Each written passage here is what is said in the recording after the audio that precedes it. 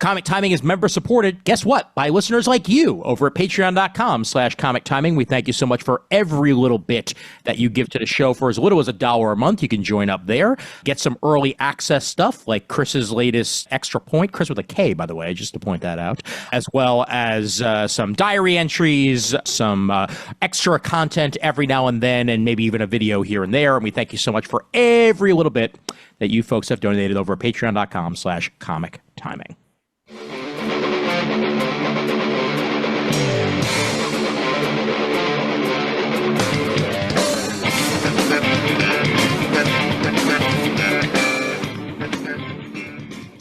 Hey there, folks. My name is Ian Levesey, and welcome to episode 231 of Comic Timing. I wish we could just call this 0, but then it would be really, really confusing for anybody just coming across it randomly on the feed. It doesn't work nearly as well as it did for DC at the time, but we are indeed going 30 years back in time for this particular episode. Murd, to steal your shtick, I apologize profusely for that, but nonetheless, it's yours to swipe at will, my friend.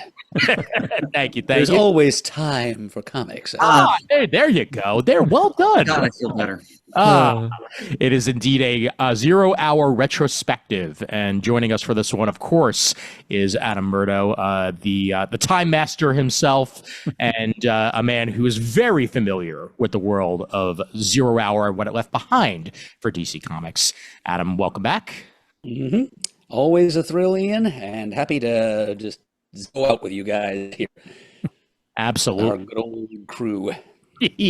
And speaking of the good old crew, Shane. Hello. Hello. Is that a new microphone, Shane, or is it just a little bit more red than usual? No, it's usually a little bit further away and hidden, and I just have it closer so you can see the red light up. Nice, nicely done.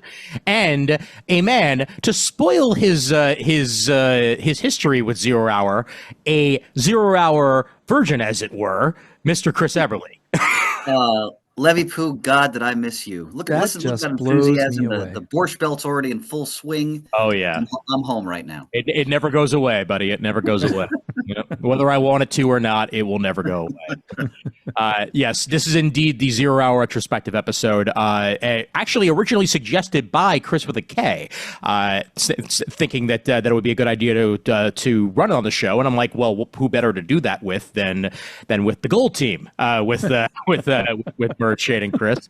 And I want to start it off here with a bit of a caveat that when I first found DC, this is a story I've told many times before. I'll tell it one more time.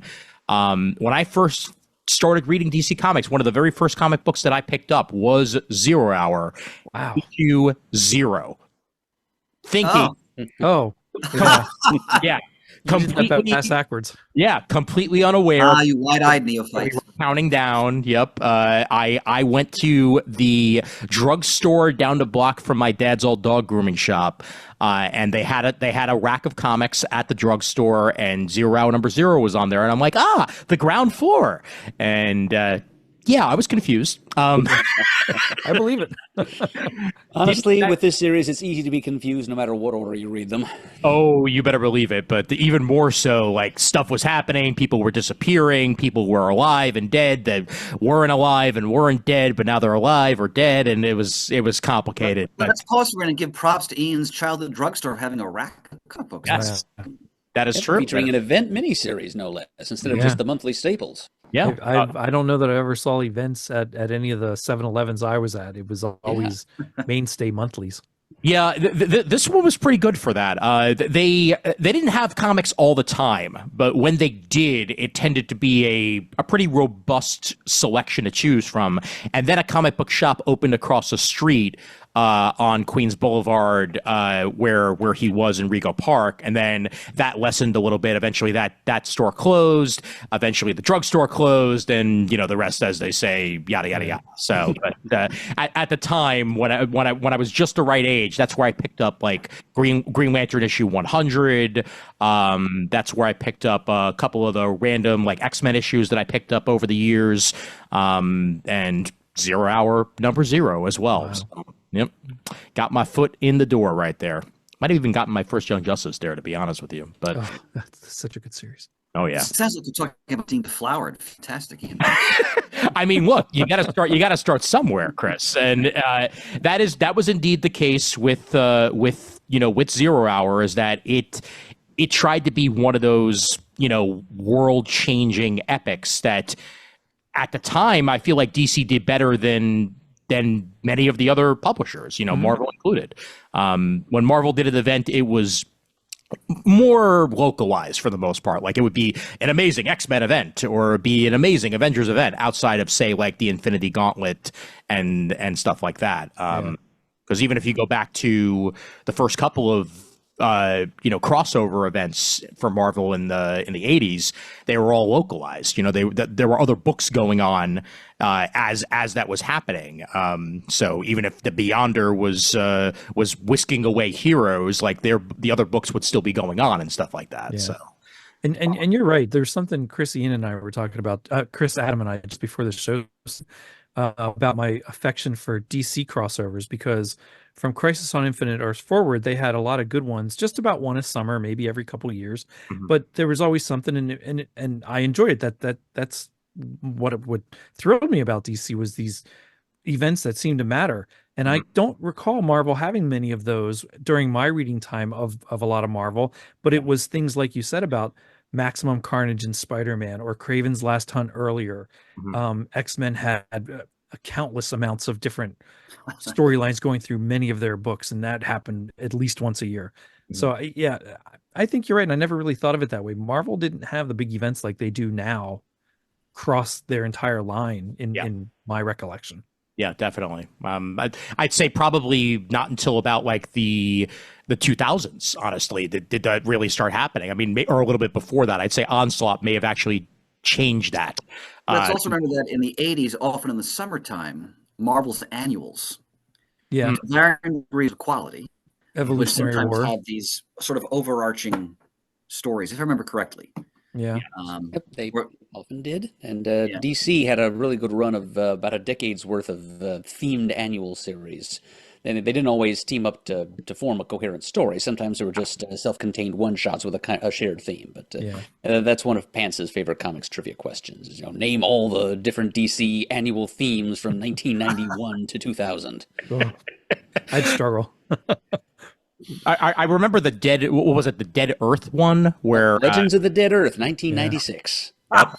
Mm-hmm. That one had some good gems in it. It had a really good Supergirl one that I remember, with like a kind of like a robotic version of Supergirl, but it also had the memories of the past Supergirl, and it was pretty cool. But yeah, this was something special at the time. It was kind of essentially a sequel to Crisis on Infinite Earths in a lot of ways. Yeah.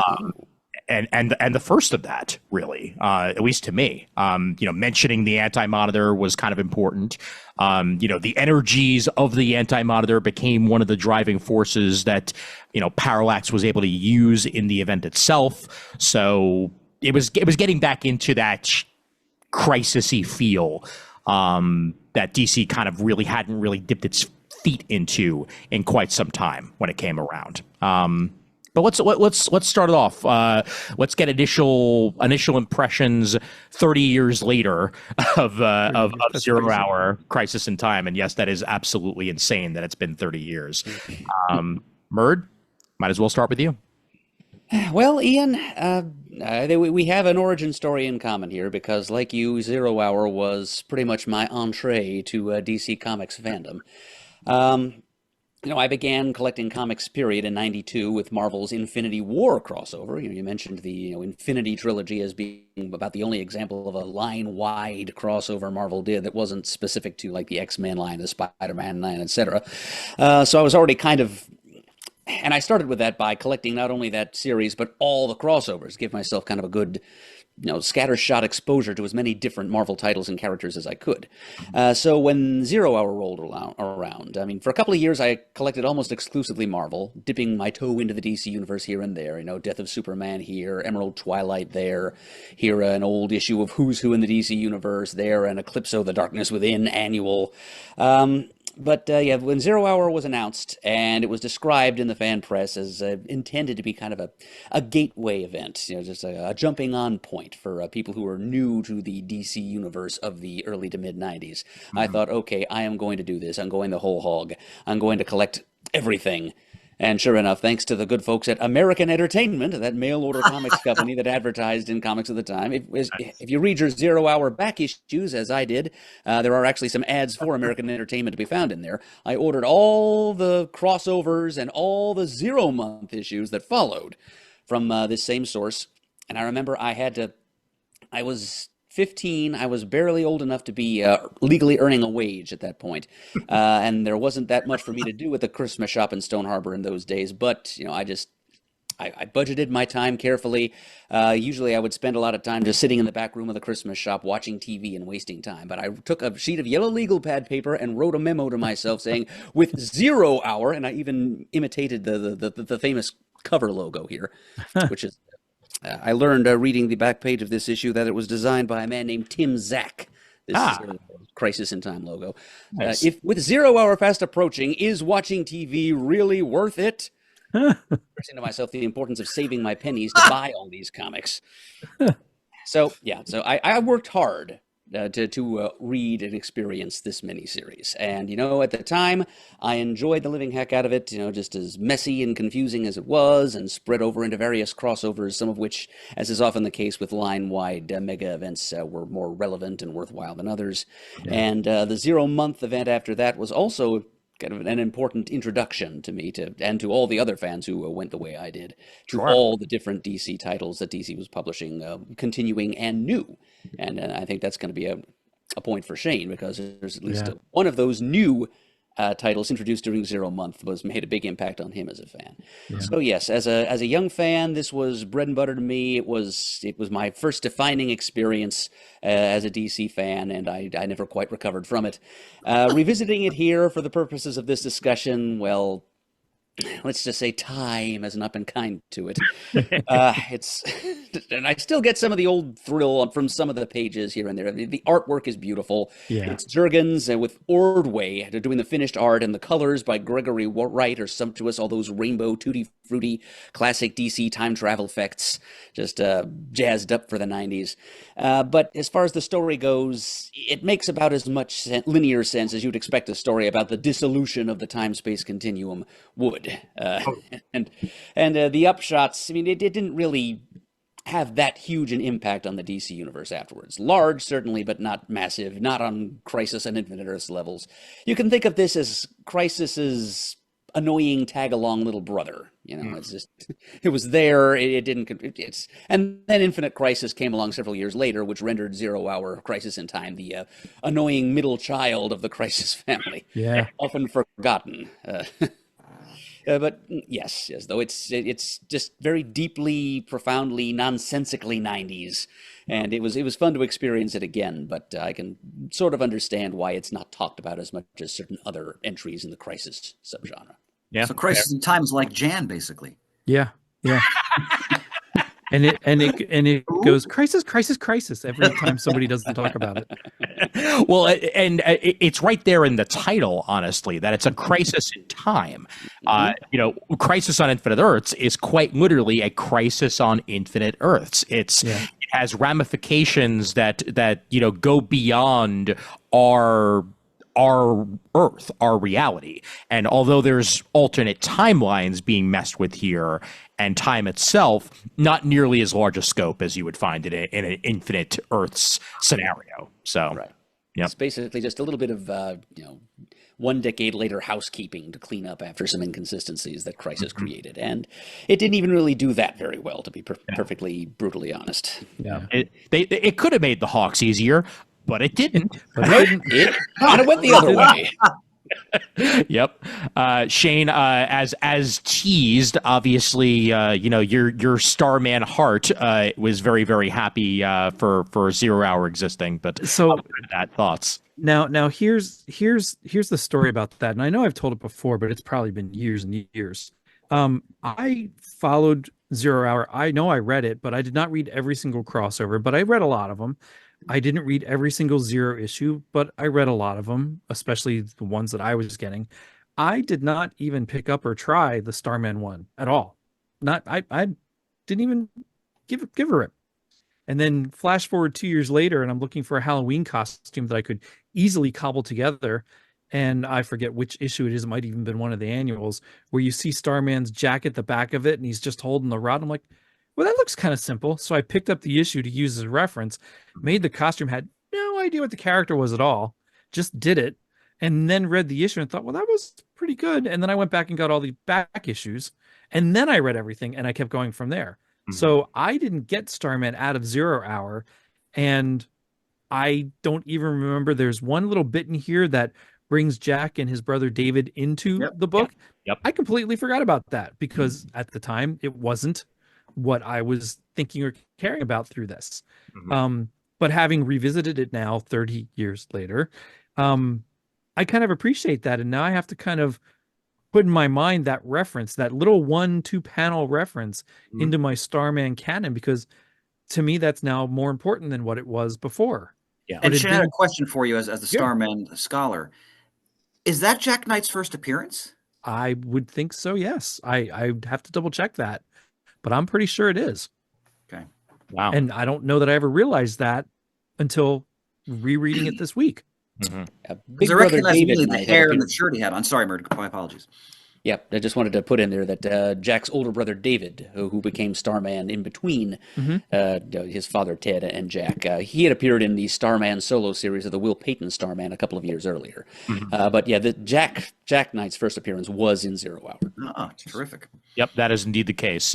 As backed up by Wikipedia, indeed, Zero Hour issue 1 is the first appearance of Jack Knight. And I don't know if in all these years, I don't know that I ever looked that up. I just assumed it was issue 0. I don't know why. Just totally out of my head. Well, but I loved revisiting it. I absolutely agree with Murd. The art is gorgeous, very 90s, but very, very attuned to what I love about DC Comics art from really the 70s to the early 2000s. The art's gorgeous in it, and I sat here, and after I finished reading it, and I just paged through and looked at some of the best, what I thought was the best art in the whole book. It's fantastic. It's a joy to look at. It really is, yeah. We'll get to the 30th anniversary special that came out recently, a little bit later on. But I appreciate that we did have some more Jurgens and artwork to at least bookend that in some ways to come back home. And not to diminish Jack Knight's birth, this little 2-panel thing that he's in, but boy, Booster Gold's armor, that's the bomb, right? Oh, that was rough. That whole era of Booster having armor, man. Oh yeah, Shane, it was 1994.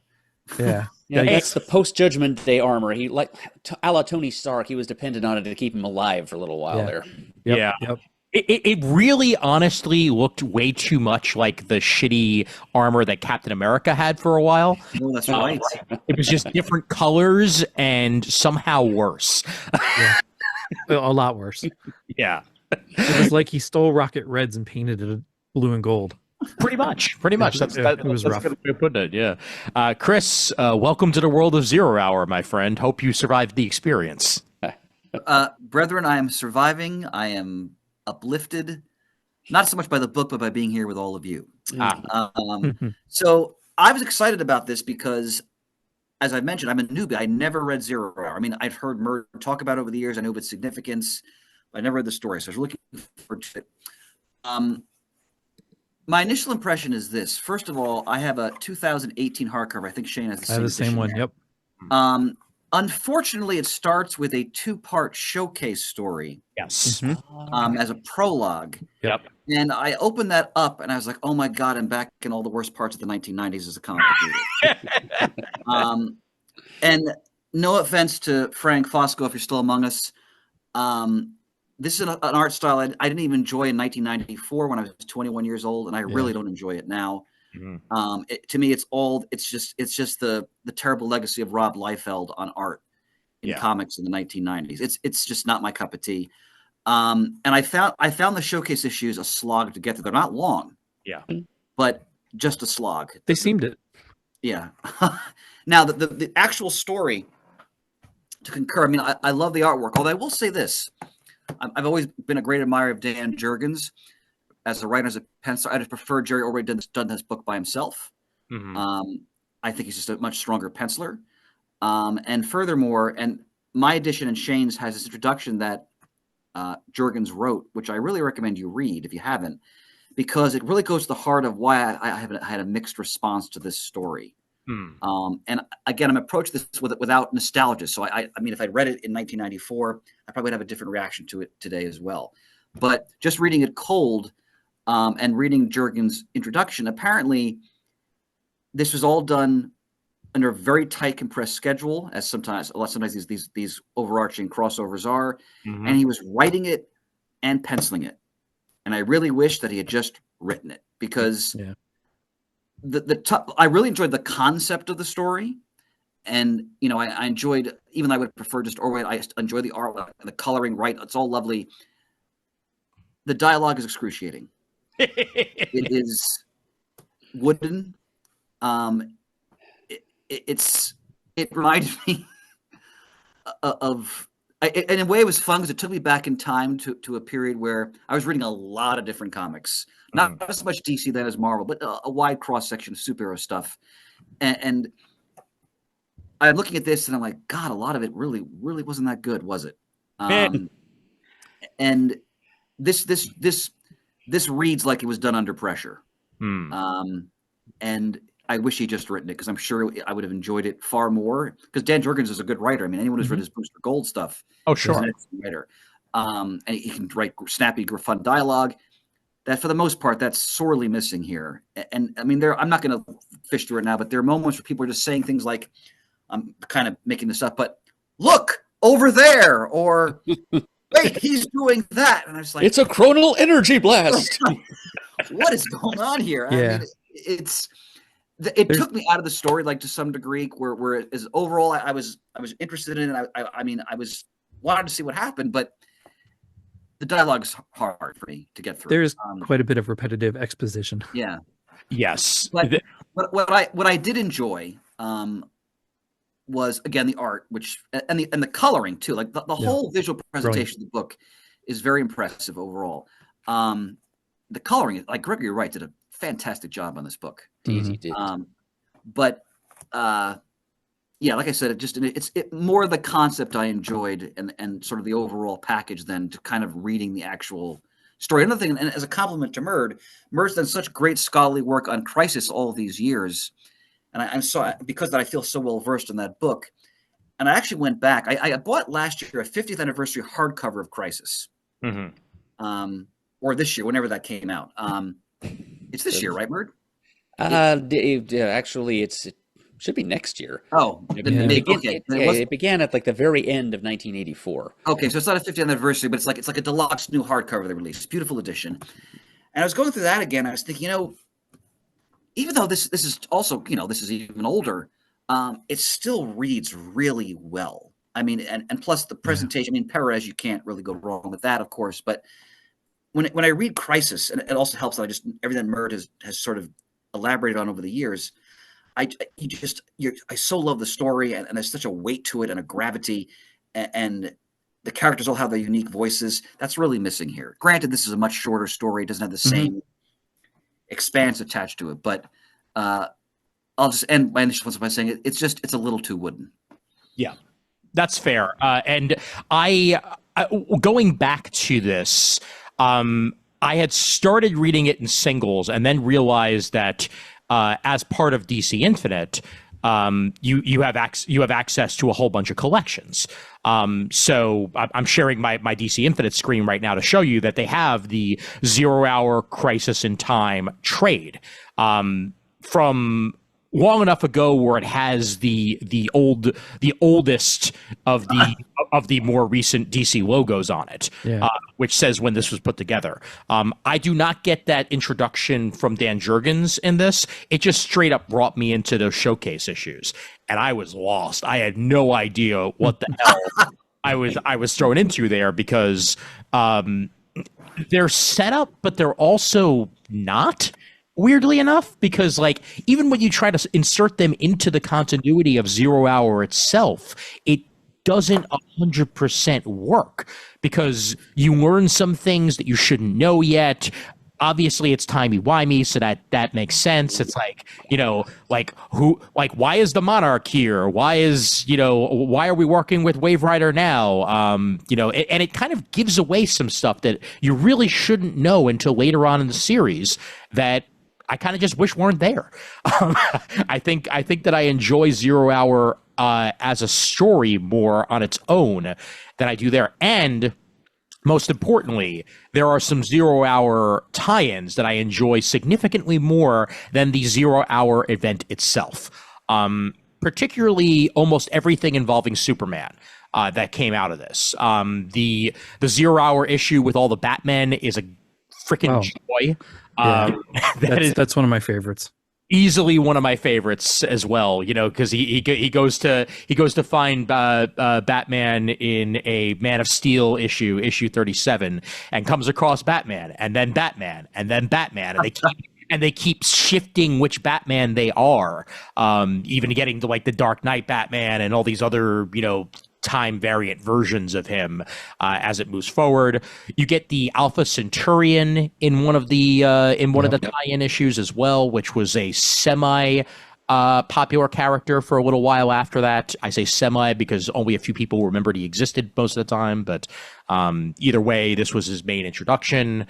And also there was one where basically his parents from Krypton survive and landed with him, and he deals with that, and then of course they get time warped away like everybody else, but that was pretty cool. And there's a couple other ones too, like the Superboy tie-in where Superboys meet was pretty awesome. Same with Robin having young Tim Drake meet young Dick Grayson the way that he does, and that Rower tie-in was pretty fun. I like the one where Batgirl shows up. Yes. The cover alone is worth it on that one. Oh, absolutely. Yeah. And Batgirl's a key pivotal part to this entire Zero Hour story. Well, I found that one of the most affecting parts of the whole story, her and how she interacted with Oliver. Yes. I thought Green Arrow was one of the characters most well rendered in terms of his character in the book. I really felt, okay, this is Green Arrow, this is Ollie. Yeah, they're really exploring his agony over dealing with the fact that his best friend has a god complex gone completely around the bend. Yeah, that was well done. And you remind me of something else, if I may, for a moment. Yeah, Going back to the showcases, having never read the story, I concur with all your points. And because they were in the beginning of the trade, it took me out of the whole thing. I was like, oh, is it all going to be like this? Because I like.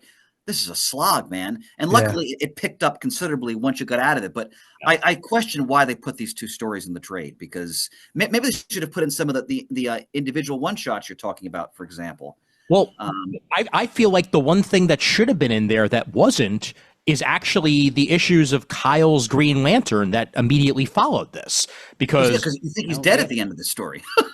Green Lantern #0 is a crucial coda to the whole thing. Absolutely. And it's not included in the trade. It might be in newer versions, but in this one, which your deluxe basically takes its primer from, it was not a part of that, and neither is any of the follow up with Wally West the Flash.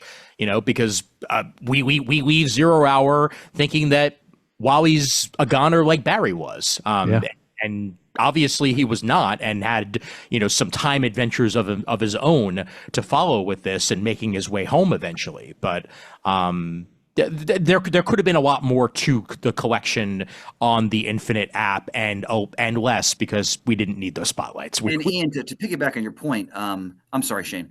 And again, I can't help but contrast with Crisis, because this is like it's in that wake, right? Barry's death Wally's death had no weight at all. Yeah. It was like, Wally's gone. Oh, okay. It felt more like trying to copy what happened to Barry in Crisis. It was. Yeah. Zero Hour is a cover song. That is the way. Yeah, like in more ways than one, it is a cover song. It's like, oh hey, we really like that original version where the Flash dies, worlds live, worlds die, nothing will ever be the same, and weird shit happens to the Justice Society. So we're just gonna go ahead and like take all those beats and make it happen again, but different, and roll from there essentially. Shane, what do you And want the to say? whole I'm thing's sorry. over in a month. Yes, exactly. Yeah, and thinking we're going to fix what we thought was not fixed the first time when it really wasn't. This just complicated it more. Yeah. Speaking of not being fixed, I just by happenstance turn to the page where they show all the Hawkmen, Oh boy. which is page 17 of the It's a edition. great page Yeah, it is a great page and to look at. yeah, it's even an interesting concept because you think to yourself like, okay, so where are we going from here? You know, like it means that all the Hawkmen happened but didn't happen, and they're combined into this one particular Hawk now, and that's where we're gonna go. And yeah, there was not exactly follow up with that made a lick of sense. No, Well, it as I didn't always- really I'm sorry, Mark, go rectify ahead. the timeline of the Hawk characters because the origin of that was Hawk World. That miniseries was kind of Great the beginning of miniseries. that because it was a reboot for the Hawkman character, or like the alien Thanagarian Hawkman character that Tim Truman did a few years after Crisis. But unfortunately, other things had been done with the pre-Crisis Hawkman since then, so that created this little gap in time between which there were like apparently competing versions of Hawk history, and that really is why they had to come up with all kinds of weird little continuity patches to explain how like the pre-Crisis, pre-Hawk World Hawkman could have been around for things like the Invasion crossover, which we mentioned a little bit ago. So that's why he became a focus of Zero Hour, and instead of rectifying Hawkman's history and unifying it, instead of unifying the timelines, they unified coexisting versions of the character. They just took the already confused Hawk World era Qatar Hall character and smushed him together with the Golden Age Hawkman and Hawk Girl and the Hawk God entity, which had come to be a part of the Hawk World and / Hawkman series of the time. And we ended up with a character that just it didn't really resolve any of the confusions around the character. It just kind of smushed them together and compacted them and presented them all that much more glaringly to what audience Hawkman had left. And it introduced the concept of animal avatars, just to muddy things even further, of which that Hawk God was one. Two things I would say. First, because you mentioned it, the Hawk World miniseries by Tim Truman is fantastic. And I recommend if anyone who just wants to read a really great, because it was meant as a revamp of the character. Yeah. It came out in the 80s. The art is breathtaking on it. It's what, 3 issues? I want to say it's 3. It was a prestige format miniseries. Was I actually have the originals in my library, but it's anyone.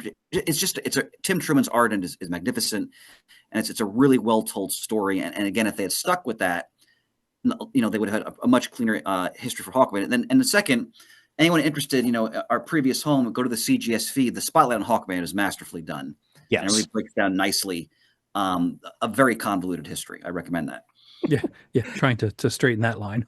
Yeah. If Hawk World had remained on its own, if Hawk World had remained a prestige format in Elseworlds and just stood on its own, and then not try to piggyback in that what happened there into the main DC Universe Hawks, then I think we would have been better off. Not that would have fixed anything in the end anyway, because it still would have been confusing as hell. And Jeff Johns, Jeff Johns could be confusing too at times, but one of the things he did best during his Hawkman series is awesome. Was exactly basically the reincarnation, the making it all make sense, that it made it make sense that they are the same character in way better ways than this did here. Yep. Yeah. Now, that's a great series. I'm going to raise my hand as a neophyte on this story, if I may ask it a question. Yes. Especially of Murd as a resident scholar. So, at this stage, are the JSA no longer in their limbo? They're not trapped anymore? in this stage they have returned. Okay. That's the thing. That's every time they did one of these crisis events for a while, they were trying to put the old guys out to pasture yet again. Because after Crisis, they just, as you mentioned, Chris, they put them in that little pocket of time where they were repeating the Old Norse Ragnarok event over and over again. Merged and linked spiritually with Asgardian gods to fight Surtur the Fire Demon and other Asgardian monsters. And that's where they stayed for a good long time. But then, the origin of some of the problems that we're addressing here in Zero Hour was not Crisis, but Armageddon 2001. Oh, boy. Yeah, that was a story. That I mentioned those themed annuals that DC was doing for a period of 10 years. That was the first. That was in 1991. Dan Jurgens did that as well. And that introduced us to the Monarch character, who became Extant, and so introduced a writer, who was sort of a functionary of this story in a lot of ways, and kind of a favorite of Jurgens, I believe. And in that story, that story touched off a couple of sequels, actually. After Armageddon 2001, there was Armageddon, The Alien Agenda, and Armageddon Inferno. They weren't mega crossovers. They were just little mini series, self-contained, more or less. I'm pretty sure John Ostrander wrote at least one of them. And in Armageddon Inferno, which would have been, I guess, 1993, or maybe it was 92. I'm not entirely sure how that played out, but that's when the Justice Society was brought back. They were fetched out of their limbo to help battle whatever the menace was. It was Monarch and something called Abraxas, I think. It's not a very memorable story, I have to admit, but that's when they brought back the JSA, and they actually tried throwing them into their own series again for a little while. It's not very strongly remembered, but it lasted for less than a year, I think, and it tried to make the JSA relevant again. I'm trying to remember. One of the writers named Len wrote it. It's either Straczynski or Kaminsky. I can never keep them apart in my mind, and I think Ty Templeton might have done the artwork. Oh, yeah. So we got some. Were they still young in those issues, Murd? Huh? Were they still youthful in those stories? Yes, they still had those continuity patch magics. I mean, Roy Thomas, as far back as the 80s in the All-Star Squadron series, had made provisions for the JSA remaining youthful into the present day, the 80s. He explained that by having them run afoul of a sorcerer named Ian Karkle, who sucked some time magic out of them or something. Them and their significant others, Lois Lane and Jay Garrick's wife, Joan, all happened to be present. So thanks to that, Roy was able to keep them alive and vital for longer, and that was all still in effect when they got back from their post-crisis limbo. Now let's pause for a minute. I have to say right now, it's been so long since I've heard Murd wax rhapsodic and hold forth on history and continuity. This is the equivalent of the kids being in Indiana Jones' classroom. They're running "Love Me" on their eyelids and giving them apples and stuff. Murd, I'm so happy right now. Thank you. Len Straczynski was the name of the creator, and I believe last time that I joined you in, Bird, I brought up in passing that Justice Society stuff because that was added to DC Infinite shortly before we took our journey. So I did read a couple of those issues and enjoyed them. It's definitely a footnote in the Justice Society's long history because very few people remember that it happened. Yeah. Mm-hmm. It was, for those who happened to stumble into it and experience it, it was nostalgic, cartoony fun with a modern edge to it because it did take place in the modern day, not in the 40s or anything like that. Mm-hmm. And it was that short-lived series that gave the world the Jesse Quick character, too. Yes. Yep. Yes, indeed. Now, tying off of what you mentioned with the Armageddon stuff and all that jazz, one, I cannot help but think Venture Brothers whenever I think of the Monarch. So it doesn't help matters. But the Monarch may be, and I mean this sincerely, one of the poorest designed villains that I have experienced. So 1994. Come on. Well, then it was ahead of its time because it was designed in 1991. Yeah, it ain't good, and I know there's a whole storied history of Monarch was I think originally going to be Captain Atom, and then that leaked, and then DC had to scramble to make it still a surprise, and so we ended up with Hank Hall, formerly the hero known as Hawk of Hawk and Dove, was inside the Monarch armor instead. Yeah, talk about something I'd like never to recovered see from that. Something I'd like to see back from the DC vault is an alternative alternate telling where it was Captain Atom that was Monarch, just for a special story or something. Well, I'm sorry. they've even kind of reversed that a little bit, because I know that there's like a variant of the Monarch that's also a variant of Captain Atom. That's running around DC, or was running around DC at one point or another. It might have been during Countdown, actually. That's what I'm reading right now, actually. Oh, wow. And Monarch is present. Yeah. Well, Speaking of 94, I'm sorry, and please continue. No. I was basically just going to say that that is easily the weakest part of Zero Hour, is having to deal with the whole Monarch shebang and making him a formidable threat. Even if he was essentially the red herring threat of Zero Hour, didn't exactly strike me as, oh no, woe is me, Hank Hall's going to get me, you know? So in terms of costume designs of the 90s, Extant, even more so, it's almost got like an Onslaught vibe attached to the costume. Very much. I don't know. There was sort of a nostalgic warmth to seeing such a ludicrous outfit that just really didn't find intimidating in any way, shape, or form. But again, it was cozy. Yeah. Fuzzy Extant slippers. But it's red.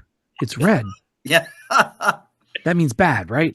Yes. No, and that's exactly what we had to deal with as comic book fans for a while there. It's like, okay, how are we gonna make him menacing? Well, he's gotta have like X cross pouches for one.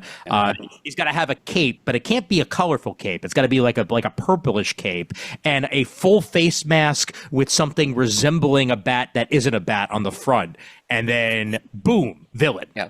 Big bondage ring right in the middle of his chest. Yeah. With straps attached to it. Ring. I got the S&M vibe there too, Murd. Oh man. Now, guys, another question: is this the first appearance of Impulse? No. He predated that by a few months. Okay. Yeah. He first appeared in the Flash ongoing. Yep. And at this point in his history, he was new enough though, where while he was still trying to figure out exactly what Impulse was made of, whether or not he was going to be sticking around in this time, and he was in his infant stage of character development as well, where he is very much the loose cannon. I'm going to go off and run and have adventure and have it fail miserably type of part of his existence. So not exactly a reliable character at this point, but that Impulse very much grew as a character over time. Oh yeah. Oh sure. Young Justice was wonderful. Absolutely. So, Shane, what's your view on the alternate Batgirl that they use? I thought the character was very compelling. Oh, it was fantastic, and that was the first time to have Barbara Gordon back like that. It was, up to that point, she was Oracle and in behind the scenes in a lot of ways. To see her presented like this, it was just absolutely fantastic. It was thrilling. Part thought, are we going to get to keep her in this universe? And there's going to be Batgirl again, which in the end, I'm glad that didn't happen, but at the time it was still thrilling, at least for me, to see Barbara Gordon as Batgirl coming through like this. Yeah, I thought her arc was the most compelling part of the story for me, and her interactions with Oliver at the end, I thought was that actually got me. Like I palpably felt something from that part of the story. There was one or two panels in towards the end where I thought, well, boy, she flipped her tune pretty quickly, but it makes sense why she would, given who and how her history was and how heroic she was. It didn't make sense in my mind at first for her to side with Extant to keep the universe. Like, I just didn't buy that at first, but as the story progressed, I was really glad that they completed her arc the way they did. She wanted to live. She wanted her memories to remain, and like anybody else in that sense. Oliver kind of helped that too. Like, you won't be forgotten kind of stuff. The panel that I have up here, her origin is as easy as it could possibly be. Her dad got shot instead of her, that's just as simple as the die turning a different way. Can be in a situation like this.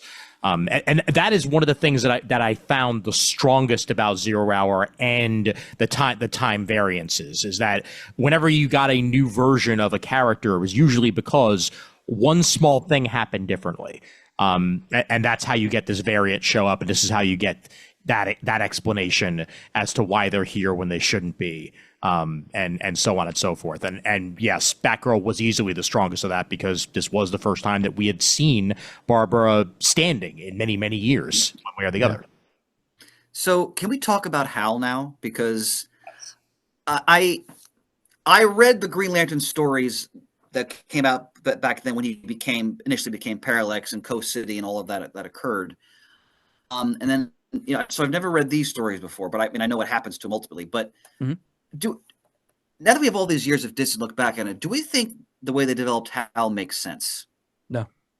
Considering how we know Hal Jordan all these years, well, I mean, granted, he lost everybody he loved in the Coast City. It obviously traumatized him, but to me, does Parallax make sense? That's my question. Not in this story. I think it did earlier, but not for me, and not in this story as much. Why is that? Go ahead, Adam. No, go ahead.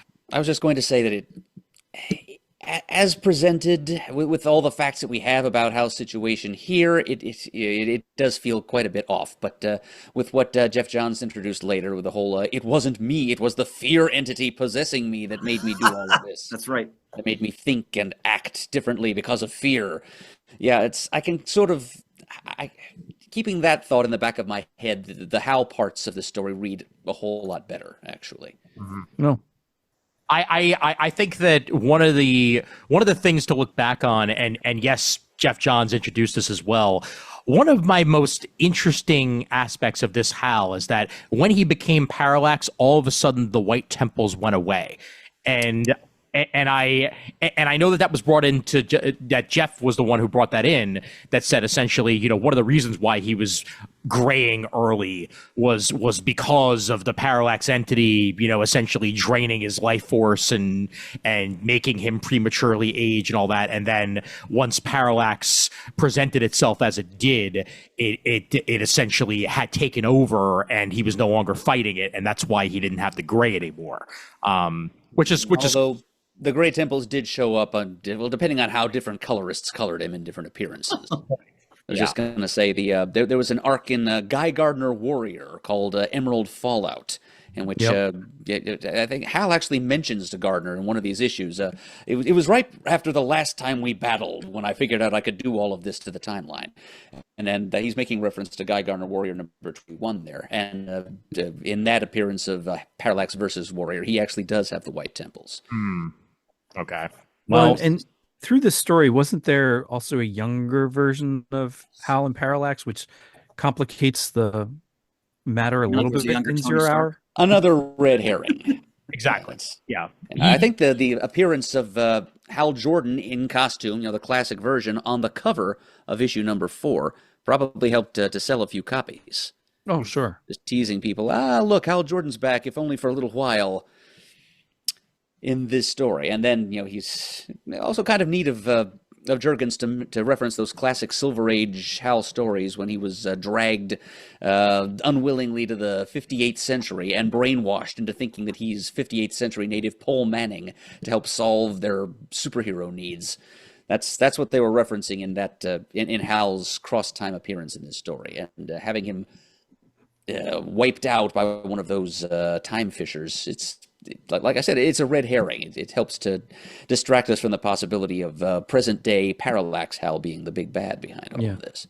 Yeah, which was a nice touch, quite frankly, when you look back on it, because anybody reading it at the time would have just thought exactly what you were saying, which is like, Hal's here, but clearly he's time displaced for reasons, and will we see him again or will we not? We don't know, but it's just all part of the time wibbly-wobbly timey-wimey thing going on right now. And then by the time we get to the end and it's the revelation that Parallax is doing this, it's not quite character assassination. I won't go that far, because I've seen people describe that as Parallax in this being that way. I would say that the desperation comes through. I can fix this, I can make it better, I can get my life back comes through. But I do think that it's at least 7 steps too far. That it took Final Night to redeem Hal as a character. I think that the way he went out in Final Night, reigniting the sun and then becoming the Spectre, I love that for Hal. Like, that was the redemption that I needed from this character. And here is quite literally that character's lowest possible point for many reasons. But, Well, and even towards, it might have been the issue 1 or issue 0 where he's battling everybody and saying, I just don't understand how you all don't get this. Why can't you understand that I'm right and I'm right? Like, you've got his best friend in Ollie and who knows how many heroes battling against him, and he still is so stubborn and thinking he's right that he doesn't even open the possibility of that he's wrong. And I think they just kept going over and over and over that a little too much in the book. Well, the book, just to make sure that everybody understands what's happening. Just there's no nuance here. They even say absolute power corrupts absolutely. Like, okay, we get it, right? Yeah, we got it. I've seen the universe from many different directions, and I know how to fix it, even if it means destroying it. Like, all right, okay, all right, we get it, buddy. We get it. No cognitive dissonance at all. No, none whatsoever. Yeah. And in some ways, if you're going along the path that you were going along in the DC universe, it makes sense for us to get here. Just because, post Reign of the Superman, post all that insanity and everything, post Emerald Twilight, post Night's End, whatever else, Nightfall. Oh boy, I forgot about all these. Jeez. This is a culmination of events after events after events here. And, Superman had just come back a little while ago, Batman had just come back a little while ago, and Green Lantern was still at his lowest. And Kyle was establishing himself as the current Green Lantern. So does it make sense to have Hal be your biggest villain in this situation? Yeah. At the time, who else was it going to be? It sure as hell wasn't going to be Extant, because if it had just been Extant, this entire thing really would not have been worth it. Just because he's not the level of villain to be able to fully pull something like this off and make us care. Throw a character like Hal Jordan in there that we all know already. Yeah, we're going to care. Whether we're going to like it or not is up to debate, but at least we're going to care. Here's something I did care about immensely. In issue 3, the 2-page spread of all the heroes gathering. Oh, yeah. Shane, you want that framed as a poster? That's poster worthy. Totally poster worthy. Wonder Woman in the foreground. You got a Blue Beetle right there in the foreground for Shane as well. All the heroes just jogging together to the same spot from somewhere. It's beautiful stuff. Yeah, all those long forgotten costume and hair designs. It's like this, in a way, this whole miniseries is like an embarrassing yearbook photo of the DC universe from 1994. Yep. Oh, that's superb, my friend. Now, something I don't remember in just talking about the way Superman, Batman, and Green Lantern went through the ringer. Did anything happen to Wonder Woman or Aquaman at this same time? Aquaman had just lost his hand in the story. Yeah, that's right. He has his hand. Okay. If he's standing around with a stump of a wrist bandaged. Yeah. And at one point, I thought Wonder Woman says to him, "For God's sake, Arthur, go to a doctor." and I'm like, that was easily the funniest part of the entire series. Because they paged through this going, did he lose it in this? I don't think he lost it in this, yet here he is. So I couldn't quite remember the timing of all that. He lost it right around the same time. It didn't happen in the miniseries itself. But Aquaman's, the Peter David written Aquaman series had just begun maybe 2 months before 0 Hour did. Like issues 1 and 2 came out and then 0. Mm-hmm. Okay. Yep. And then Wonder Woman, I don't remember anything about what was going on with her at this time. Wonder Woman... yeah. Shortly afterwards, that she lost the job of being Wonder Woman, and Artemis of the Lost Tribe of Amazons, the redheaded one, took over for her. So that happened about a year after this. Okay. Hey, but you delivered a baby. That's true. That's true. Yeah. Yes. Power Girl's baby, which still existed, is very okay. Yes, life out of this tragedy. Oh wait, the life is a demonic succubus. I was going to ask you, fellas. So what happened to Power Girl's baby? It turns out she was forcibly impregnated by the ancient Atlantean sorcerer demon and Lord of Chaos Scarabus. And this baby boy she birthed shortly thereafter rapid aged into an adult magical entity named Equinox, who then disappeared forever and was never mentioned again. So they did a riff on the very unfortunate Avengers story about Immortus's kid.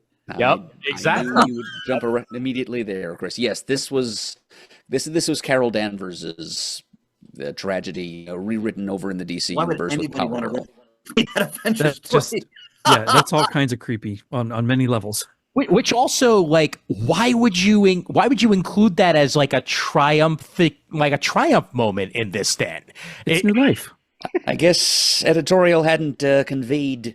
I think it was Gerard Jones who was writing the JLA at that point. His plans for this to be what happens to Power Girl's baby, or maybe nobody had decided that yet. Maybe Power Girl was actually going to be a mother raising a child for a while, and instead somebody got cold feet and said, "Nah, demon incubus thing." Yeah. That's more likely in my mind. And mind you, Gerard Jones, we don't talk about Gerard Jones anymore. He's persona non grata, and they even removed his amalgam issues from the amalgam omnibus that was just released, because that's how little, after everything went down with Gerard Jones and the pedophilia and all the crazy madness that he was associated with. DC never wants to mention his name again, and they will not republish his works. So those issues have been left out of the amalgam omnibus that just came out. So just to mention that real quick. So yeah, no JLX. Yep. Yeah, and I enjoyed his work too. It's a shame. Shame that he succumbed to such urges within himself. Yeah. Yep, definitely. Well, and to piggyback further on the changes that come out of this. So the JSA are left defeated and old, essentially, for the most part. After this, we do get the deaths of 2 Justice Society members officially in this. We get, the death of Captain Midnight and Dr. Midnight. Thank you. Didn't spend 2 years in Midnight Medical School. Captain, thank you very much. Well played. And I mean, God, just in general, they were just really, really beat up here. Our Man is lost as well. And just it was very clear that they needed to be sidelined, at least for DC's purpose. Well, yeah, they wanted them sidelined. They didn't need to be, but DC wanted them sidelined. That's right. And gradually, one by one, they started to come back again, too. Yeah. Because, Jay Garrick and Johnny Quick looked very decrepit here, but shortly in the Flash title, they both showed up again looking a little bit less old and decrepit. Johnny Quick actually looked a lot less old and decrepit than he did here when he next appeared in Flash. I actually asked Mark Waid about that when I saw him at a signing very near where Shane used to live in Mountain. Oh. And it was a Keystone Comics, and he said, it's the Speed Force. Yeah, that's the ticket. And at that point, I didn't even know what the Speed Force was, but a comic writer was telling me something, and I felt to believe him. Sure. But yeah, and the other, of course, Alan Scott had his little get out of age free card on his hand there. Some editor had plans for him, so he got to be spared. Mm-hmm. Yep. And some other characters took a long time, but Jeff Johns got Rex Tyler, the Hour Man, back again. Mm-hmm. That's true. Yep. As a total aside, I just picked up because I heard it was very good, the new Alan Scott trade. I have the issues. I did not read them yet. Miniseries. I'm looking forward to reading it. I've heard a lot of good things about it. Mm-hmm. Oh, yep. I can confirm those good things, Chris. It's a very interesting take on the early days of the character. Mm-hmm. Yep. Murdough vouching for you. That's all I needed to hear. Mm-hmm. And Sandman died as well, correct? If I remember correctly. No, he was just having trouble with his heart. He lived on. He appeared in a crossover with Starman called Sand and Stars. Yep. Which honored the classic Sandman Mystery Theater material of which Chris is so fond, and he finally his end years later in 1999 in the launch of the new JSA ongoing series. Yep, and that's where Sand took over the mantle and started having Wesley's nightmares. Yep.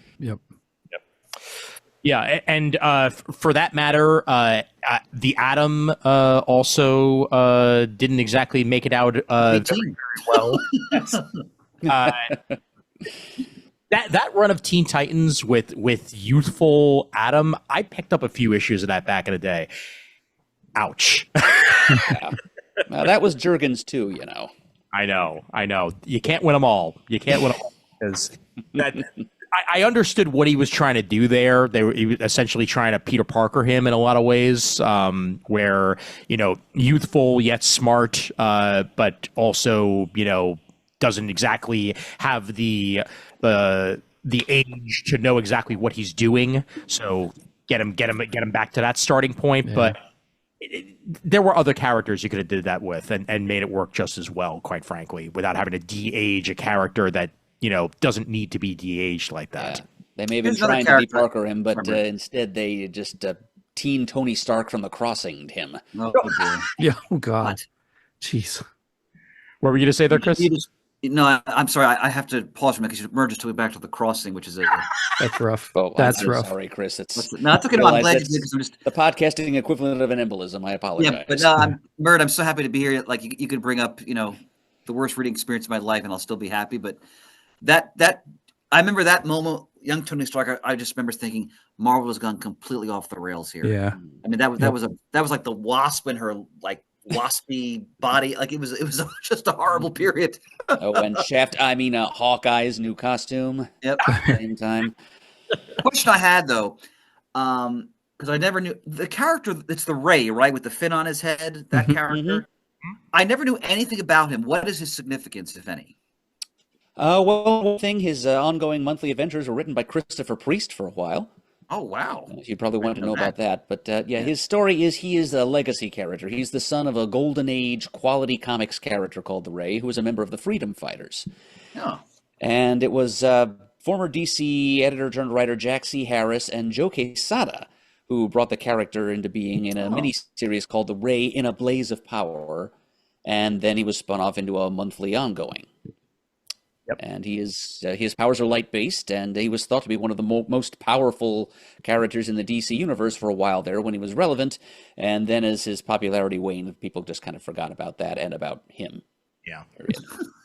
Jurgens seems to be treating him as the smart-ass comedy relief in his script here, and that's not necessarily how the character came off in his own ongoing. Well, I'll have to dig up those Priest issues. I never knew he wrote any of those issues.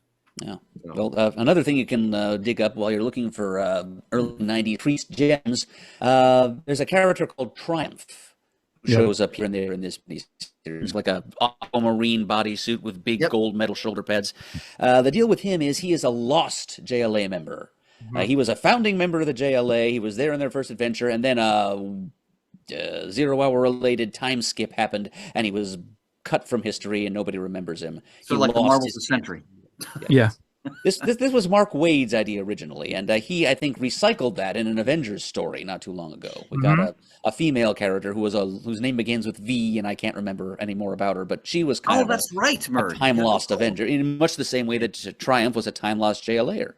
And he was then, following 0 Hour, he hung around, and he was folded into Justice League Task Force, which was an ongoing monthly comic. It was kind of like a B team of the JLA. Yep. And Priest wrote that for a time. And he also wrote a 4-issue miniseries starring just Triumph. It was just called Triumph, and it was about this time-lost Justice League member that time forgot character Triumph. Professor Murdough. Now, out of all the JSA characters, and I'm extremely favored on this, but thank God, I'd love to know the pitch that was given to DC to keep Ted Knight old, transition into Starman with Jack Knight, and have that entire story unfold, because you could have easily found a way to make him younger or something, but they totally didn't. Have changed the tone of the Starman series. Totally. Yeah. But what a great way somehow to convince them that we're going to kill these guys off. This Green Lantern's going to be young yet, but let's keep Ted old and transition this way and let me tell a story. I just would love to be a fly on the wall in some of those meetings. I mean, it essentially made sense because totally. if you were looking to age the Justice Society so that they actually still made sense as characters, while at the same time putting them to the side, Legacy is the way to go. And at that point in DC as well, Shane, so many other characters had already gone down the Legacy hole. Adding Starman to the list, just made perfect sense. And then, a few years down the road further, Jeff Johns does a great job of bringing the JSA back and being Legacy, training the new people in conjunction with working with the JLA. It just that was a special time when that came back. Absolutely. That was fantastic read. Well put, brother. Well put. I want to talk about something less fantastic for a moment. And something that was destroyed by 0 Hour, and everybody was like, oh, okay, that makes sense. Team Titans.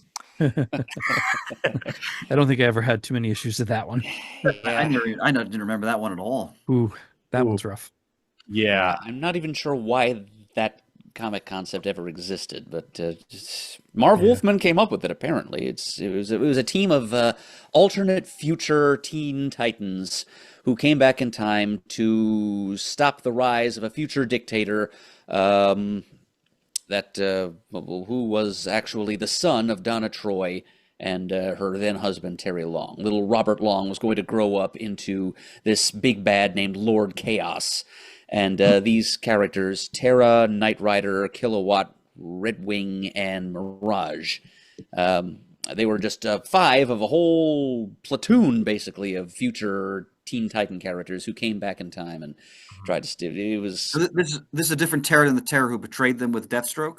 Yes. Okay. Or possibly no.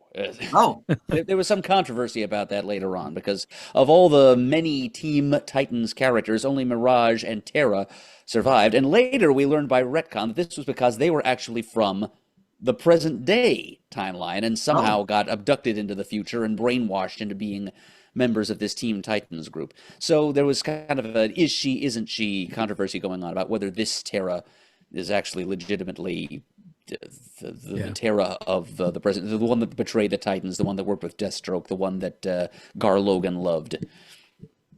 Yeah. We never really got a satisfying answer about that, because this Team Titans Terra stuck around for a while. She was a member of the New Titans in the mid-90s, and then she kind of got lost in the shuffle and eventually was just killed off because somebody, I think it might have been Jimmy Palmiotti, had an idea for a different character with the same name.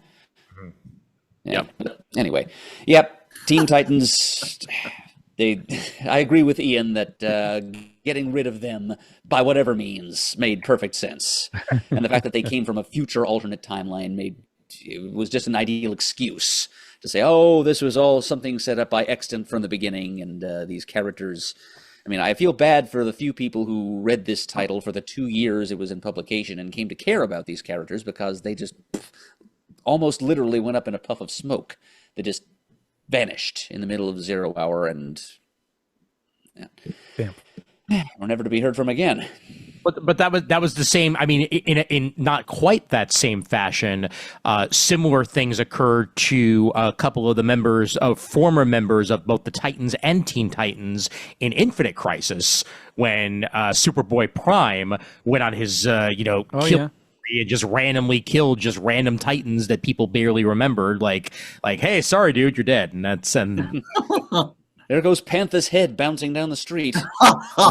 Yeah, but at least she existed. She wasn't retroactively reduced to like a time phantom that had been created just to be a foot soldier for this world conquering. She was real, more or less, yes. And at least somebody was the Red Star. At least her husband was left to mourn her. Yep. Very, very good point there. Yeah. Well, either way, they're gone. But the thing that had lasting ramifications outside of 0 Hour is the Legion of Superheroes. Definitely. As that this essentially acted as the farewell and then eventual reboot of the Legion of Superheroes as a concept, coming out of 0 Hour, and this one lasted a while. This is a Legion team that up until Jeff Johns rebooted them in the late 2000s was the Legion of Superheroes, leading out of Zero Hour. Yeah. The reboot. Legion. Well, don't forget the Wade and Kitson 3-boot Legion, as Yes. they call it. Yes. That's how we ended up with Legion of Three Worlds circa Final Crisis. It was the original Legion. It was Wade and Kitson's weird little 3-boot Legion, which didn't last all that long. And there's the 0 Hour reboot Legion, which, as you say, did last a decently long time. Yep. And which I still consider my Legion, and which you will never hear me calling Archie Legion. Directed pointedly at you, my friends in the Legion of Substitute Podcasters. You know I love you, but... it's the reboot Legion, guys. It may not be your cup of tea, but it was important to some of us. Yeah. and I'm curious. Obviously, there are two Legions that were created by Mark Waid. It was this one was co-created by Mark Waid and Tom McCraw. With artwork by Stuart Immonen, by the way, when it first launched, then later, 3-boot Mark Waid got to essentially start them again, and go there with Kitson. But I'm curious if this was always in the plans for 0 Hour to be like, let's try to revive the Legion a little bit, get it some further personality and have it be more relevant to the 90s, or whether this came along as a kind of like a lucky coincidence that there was a time event going on and Mark Waid was like, hey, I get to play with the Legion now, and came in that way. So be very curious to see which direction that actually went. My guess, Ian, is that it's the former possibility, that just wiping the Legion's slate clean and starting over was very near the top of the to-do list for this 0 Hour event, one of the most important goals for it to accomplish, because that's an important... That and Hawkman were two of the most glaring loose ends from the continuity hoo-ha of the original Crisis that still needed to be tied off. Because after all, Crisis, and well, actually more accurately, John Byrne's Man of Steel, established that there was never a Superboy. That's true. Post-Crisis reality. And if there's no Superboy, that's kind of the bottom Jenga brick on which the whole Legion reality and history is founded. Yeah. So they had to do all kinds of tap dancing to explain how the Legion could have come about if there was never a Superboy. And the answer we got was the Time Trapper, another character who's kind of an important presence in the 0 Hour miniseries. The Time Trapper created this little pocket universe that was just this little sliver of Earth-1 history, and that's what the Legion have been visiting on all their trips back to the 20th century all these years. And after a while, that threadbare excuse ran its course, and we had a thing where Mon-El punched Time Trapper in the face, and suddenly there's a completely, even further revised Legion reality that didn't rely on a preserved little scrap of Superboy's history. And things just got more and more confusing. Then we got the 5 years later stories, which a lot of people remember as good, but which confused the timeline still further. And then they introduced those, what do they call them? The SW6 batch, those teenaged clones of the Legion, who had their own series, the Legionnaires series, which was originally about those teens returning to their shiny Silver Age optimism. What was Legion Lost, though? Legion Lost was that was like towards the end of the run of the post 0 Hour reboot Legion. Mm-hmm. That was Abnett and Lanning. That's because the relaunched Legion of Superheroes and Legionnaires titles, which, as Ian says, were originally spearheaded by Mark Waid and Tom McCraw, and then Tom Pyre came on and took over. One of our favorite underrated writers, who also wrote the Hour Man series that we all like so much. That ran for a good 5 or 6 years, I'm pretty sure. And then right around the end of the 20th century is when Legion Lost hit by Abnett and Lanning. And then we had a couple more years of that version of the Legion after that, until finally the Waid and Kitson 3-boot was approved. I remember reading that Legion Lost was supposed to be a pretty acclaimed series. Is that true? I enjoyed it. That's where I really read a lot of Legion. The most Legion I ever read was during that time with Legionnaires and Legion. Going through there were 2 or 3 miniseries that came out of Legion Lost. Am I right at that, Murd? Or am I thinking wrong? You probably are, Shane, but to be honest, this was when I tapped out, because I had collected the Legion and Legionnaires titles monthly throughout the whole early part of it, because this was my chance after considering all the problems and convolutions I was describing with the pre-Zero Hour state of Legion history. I considered that radioactive and would not touch it. Zero Hour was exactly the in I needed to try it, and I really liked what they gave me. And then Abnett Lanning came in and Quapel's art, which I've never liked. It was just too dark and depressing for me, and I just stopped. Yeah, so I can't remember. You're probably right about the spin-off miniseries, Shane, but I can't confirm that for you. I can't remember how I got into it, but I know I jumped in at that point. I should really look into that and see how I did that. I enjoyed for what it gave. Oh yeah, and my foot in the door was a little bit after that, Shane, because there was a time when Connor Kent joined the Legion, and as a Superboy fan, I was interested in what was going on there, so I started reading the Abnett and Lanning era then, and then eventually there was a big crossover between Young Justice and Legion, which is then led into the launch of the Teen Titans book that Jeff Johns did. Great book. And I think I read all that through. Exactly. Closed the door on Legion and then led to the 3-boot with Mark Waid. So that's a lot further along than Zero Hour was. But I enjoyed it for what it was there, and for it to has lasted as long as it did says that there was at least fan demand for it for a time there. So yeah. Now I have, going back a little bit, I have the 5 years later Legion issues that I've never read. I picked them up at Ides years and years ago. So I have that pocket of Legion stuff to read at some point, hopefully. I should really write this crap down and start doing it. We have to read, movies we have to see, etc. Oh yeah.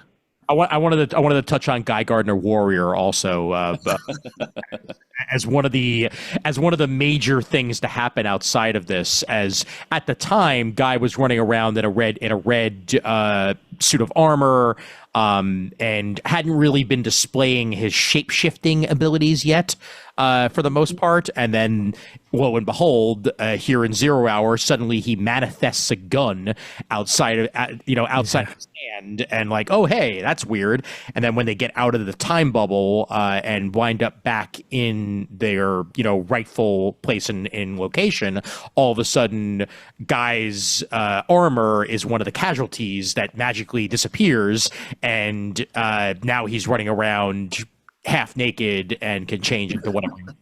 Yeah. I think the surprise there, Ian, is that he always was running around naked, because the armor he was wearing was just an extension of his shape-shifting skin. Mm-hmm.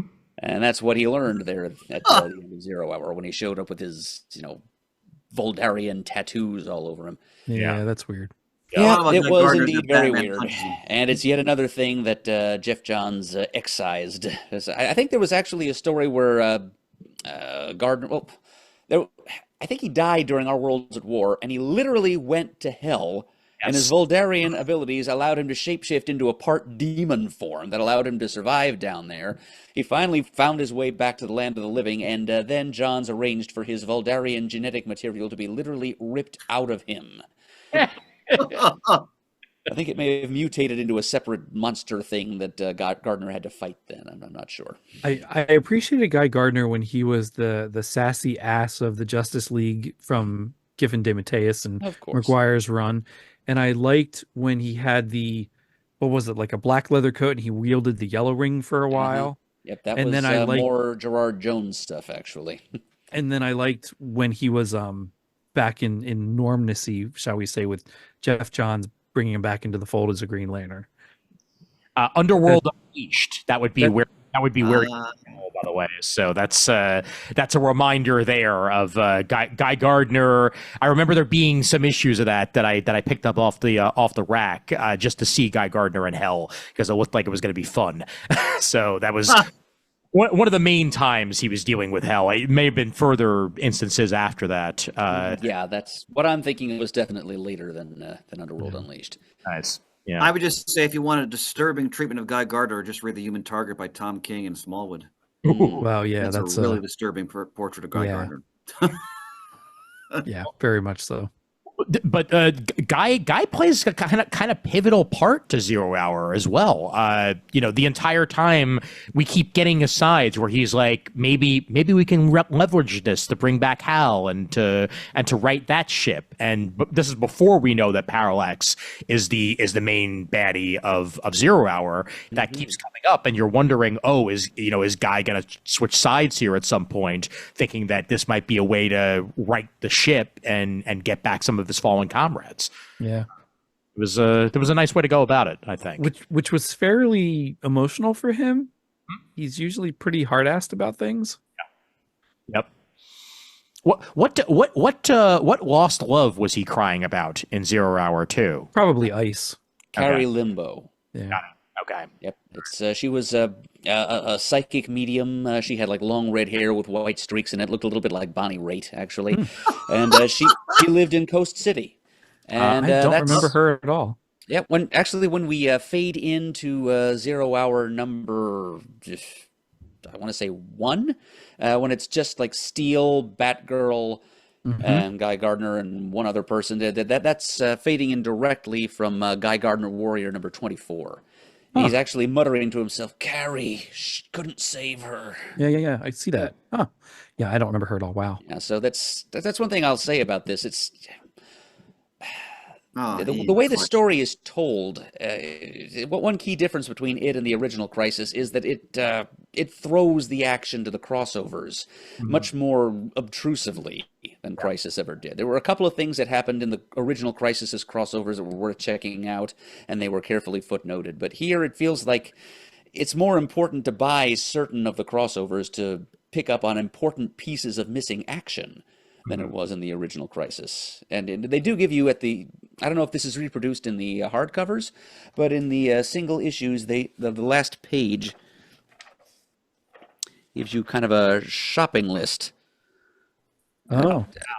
It's a breakdown of what happens in all the other little sort of tie-in things that were released that month. Yeah, no, they don't do that in the trade at all. No, that's not in the hardback either that I have. Every single issue of 0 Hour has that as like a final page, just to make sure you don't miss any important developments. Wow. At least I don't think so. Let's see. And this also kind of acts in some ways as a coda or a beginning of a coda for Green Arrow. As good point, Ian. Good point. Soon after this was the death of Oliver, and then Connor taking over the mantle. It happened initially in this 0 Hour, but the ramifications of Ollie seemingly killing his best friend in order to save reality kind of begins the downward spiral for Oliver. So it's again another very pivotal moment in DC history there that begins here with 0 Hour. And like I said, I thought Oliver's character was captured the most effectively, besides Batgirl, for me in reading the story. Like I really actually felt what he was going through, and you made a great point how in those last issues of his series he really goes down the drain just in terms of his whole take on things and his morality and everything. It works there. Yeah, absolutely. So what do we think? What do we think in the end of staying power and really like where this falls on the DC pantheon? I know we've kind of said like it's the little brother in a lot of ways, but for the 90s it was what we had, as Lynch point, pinnacle crossover moments for DC. The only thing that really comes close to this, in my opinion, is maybe 1 Million. 1 Million's better in a lot of ways to me, but it's not life-changing the way that 0 Hour is. But I think execution-wise, I think they pulled that off a little bit better for that time period. And Final Night, you could read the Final Night miniseries and get it. You don't need to really read every single tie-in to Final Night to really get the story that's going across. For this, I feel like read almost everything, and you'll get a full picture of what 0 Hour was for the line at that time. Yeah, and it gave a great, like so many things these days have multiple times in a very short amount of time. This was a good jumping on point for people who either were new to DC Comics or wanted to try something different that other than maybe Batman and Superman that you'd always read. This gave a good jumping on point for so many titles with 0 issues and then jumping into either issue number ones or just continuations, but new stories. I thought it was a great opportunity to try new things at DC. Yeah, absolutely. Whether they stuck around or not, that's a different question. But it was a lot of fun to go through the crossover event with this. Yeah, definitely. Chris, does this have you interested in reading the 0 issues of any of the Overall, no, but the Batman Superman one you mentioned looks extremely interesting with the multiple Batmans. I'm a sucker for stories like that. I mean, the Starmans are issues I've read because I've read all the Starman related stories. I think for me, I'm glad I read this, but whereas Crisis on Infinite Earths I will reread more than once in my life, I'll probably never read this again. And it's not even saying that to put it down. I understand its importance. It just, just again, unique sensibility now where I am in my life as a middle-aged guy. This just didn't do much for me. But I appreciate its significance, its importance. Of course, yeah, and I this was the third time through for me. I remember reading it for the second time. Comixology years ago had like a $1 trade special with DC, where like it was ridiculously cheap to get a whole bunch of trades. And 0 Hour was one of the ones that I picked up, and I read it through then. And you know, it was great to have it. And now here with the DC Infinite app, returning to that was a lot of fun, but. It will be a couple of years until I read it again. However, it has its place in time. It really does, and it's nicely put, Ian. Thank you. And it's going to continue to have that for me. Murd, what say you on closing thoughts on 0 Hour and where it places for you? Well, yeah. I definitely agree with your point, Ian, that it was what we had in the 90s as far as, you know, lasting, impactful crossovers go. And yeah, it's an invaluable introduction for me, at least. I'm sure for quite a few other fans. I know this has been your experience and mine, and I think maybe it was Ryan Drost who said that this was an important story to him too. Yeah, I think so. But yeah, it's for a lot of us, for a whole generation, it was kind of our own little mini crisis party, and it introduced us to a lot of characters. It introduced the world to some new characters, like Jack Knight, for example. And it's very much a slick style over substance. It was a 90s kind of comic book apocalypse. Mm-hmm. But yeah, it's memorable in its own way. The storytelling wasn't the strongest, but the art was splashy, and it did have some lasting ramifications. It's not exactly a worlds live, world died, and the DC universe will never be the same kind of thing, but it allowed some good things to grow from it, and also some terrible things that were almost immediately forgotten. Like, for example, Manhunter and that Xenobrood thing, whatever that was. But let's not dwell on that. Let's dwell instead on the Starmen of the world. Yes, and indeed. There's two other things that I wanted to bring up. One, and Shane, this is something that I'm sure you read and appreciated. Booster Gold #0. Yes. Many years after the fact.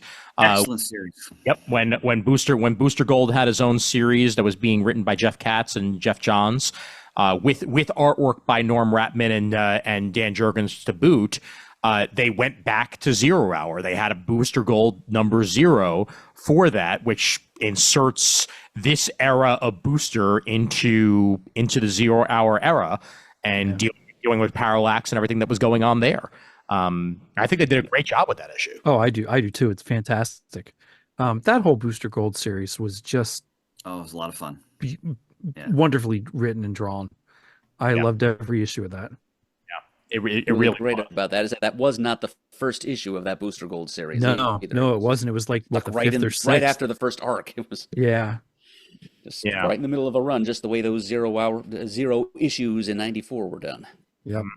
Absolutely, just like they did with Blackest Night a couple of years later, where they had next issues of a whole bunch of dead titles, which was a lot of fun back when DC was doing stuff like that. It was a nice way to keep keep us on our toes, you know? You know, the ironic thing about Blackest Night that I realized well after reading it and it was all said and done, I never ever would have ever considered reading a Marvel zombie book. It's just not my thing at all.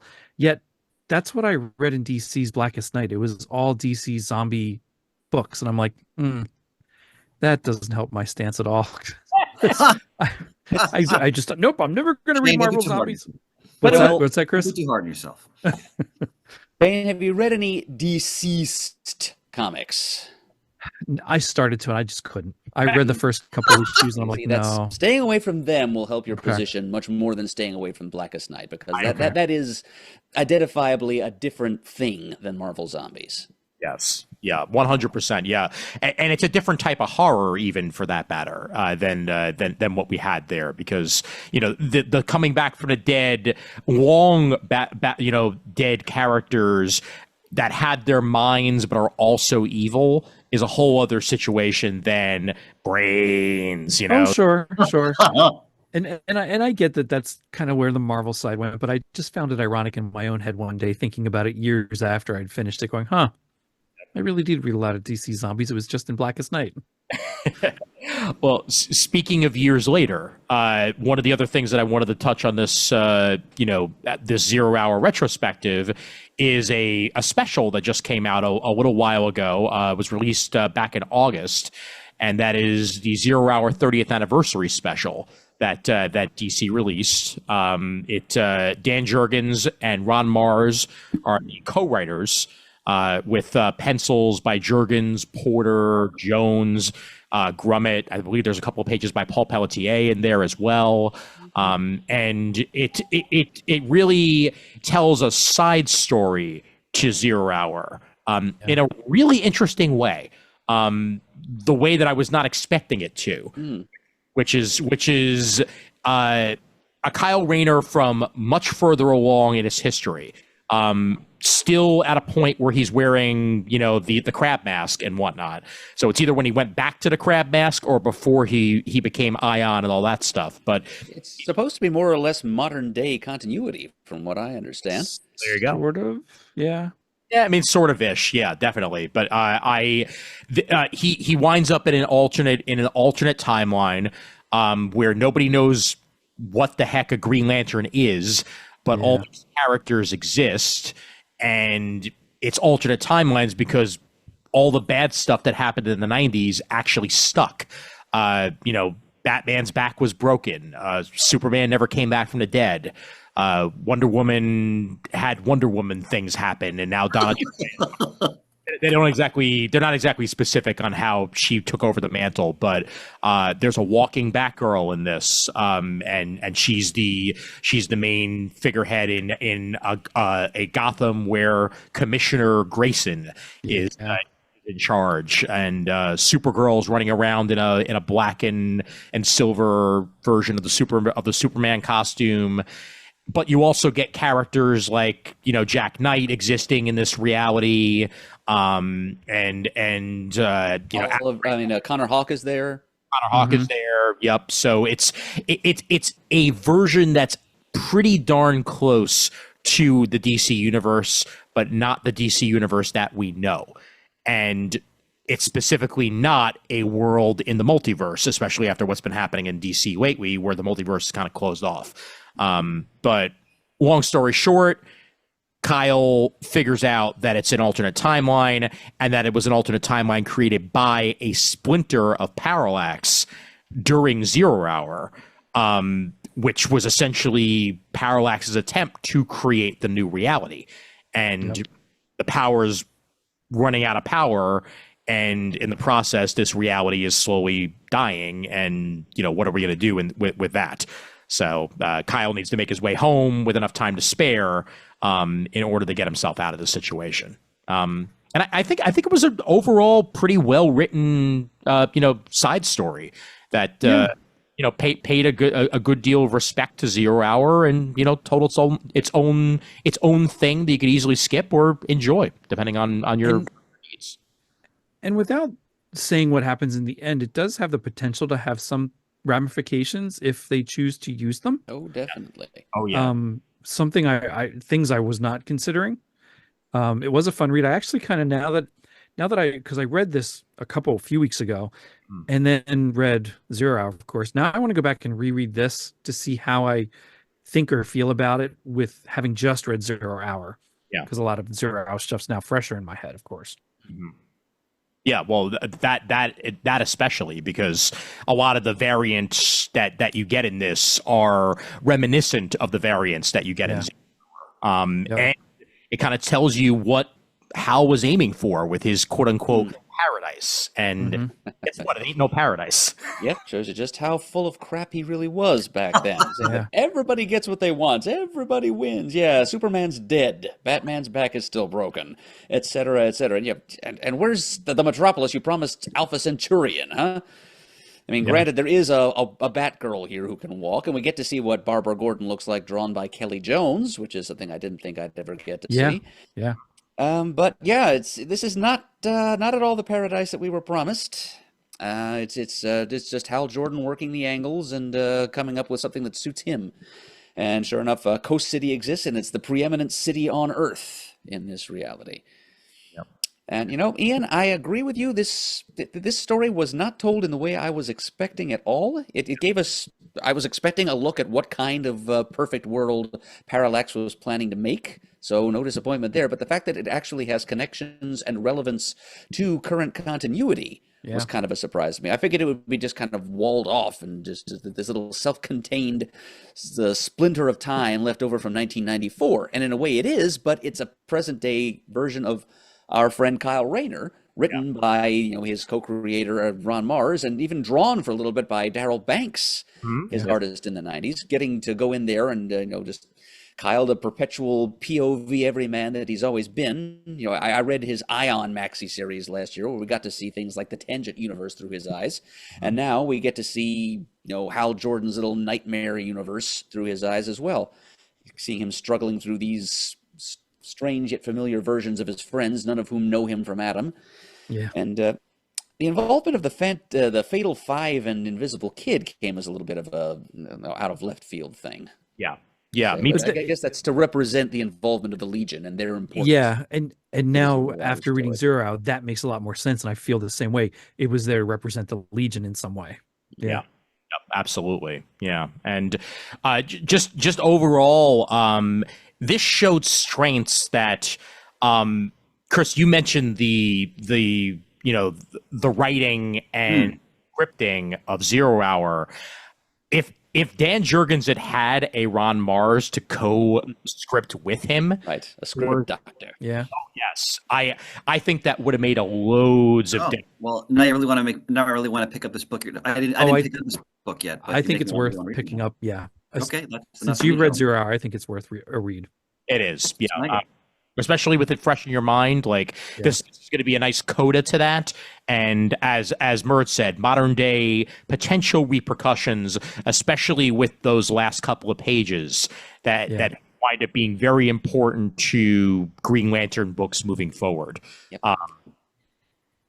Introduces a force for good, or reintroduces, I should say, a force for good and a force for evil into the mainstream DC multiverse. Yep. Yes, indeed. Oh, and Wave Rider is indeed a part of the story as well. So that's the force for good. Yep, definitely. Yeah, and besides, Jurgens just couldn't resist bringing him back in some way. That does not surprise me at all, quite frankly. It's the character of Wave Rider in general, I don't mind. It's just when he has to be used right. And in a story like this, where he's investigating a disturbance, essentially, that's the way to use him. Will I ever want to see him in his own solo book? No. I'm not going to say never there, because like you said, he could be a fun character if written properly and thoughtfully, but it's only a handful of writers that can pull that off to make Wave Rider to make sense of his power set and use it intelligibly and in a fun way, and B, make the character, the Matthew Ryder inside of Wave Rider interesting. Yeah, and I think if you take a look at the Hour Man miniseries we talked about just briefly, and we've talked about before, and you look at the Booster Gold series that we've referenced with the Zero issue. If you do Wave Rider somehow like those were not in specific tone, but you made Wave Rider relevant, interesting with those kinds of parameters, I think you could really do something that might be worth reading for at least a couple of years. Oh yeah, monthly. Mm-hmm. Yeah, especially if it was like Time Hunters or something like that. Like if I think he would work better on a full team if rather than it just be him. But I certainly love that that Booster Gold stuff from back in the day. And if we got something like that dealt with time, then I'd be down for it. Yeah, I could see him and Rip Hunter doing something to save the timeline from things. Sure. Yep. And as we saw in the Zero Hour miniseries, they have worked together before. Yeah. You know, if before has any meaning, and when you're the vanishing point, live and work outside of the time stream. Yeah. And one more note on Zero Hour is that if you pick up the final issue or you pick This up is a nice touch. Yep. we'll get a full timeline of the current DC universe as of the time of Zero Hour, where they try to put the entire timeline in chronological order, so you can kind of guess where everything laid. So that was pretty cool. And obsolete again within 5 years. Yeah. Yep. And the main difference is that DC Universe doesn't have Franklin Richards to be their patsy in their universe, having a sliding time scale like Marvel does. Like Marvel at least has that excuse and continues to have it.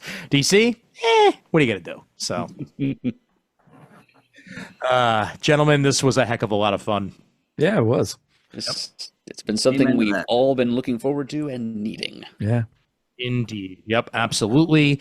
And I look forward to talking more DC in the future for you gentlemen, especially now that the absolutes are coming out. I'd love to talk about some of those when we get more of them. We're at your service, brother. We're at your service. Absolutely. We have some gifts to open. That's right. We got to. Yes, we do. Got to open the mailbag here. Yes, indeed. Yep. Chris, go right ahead.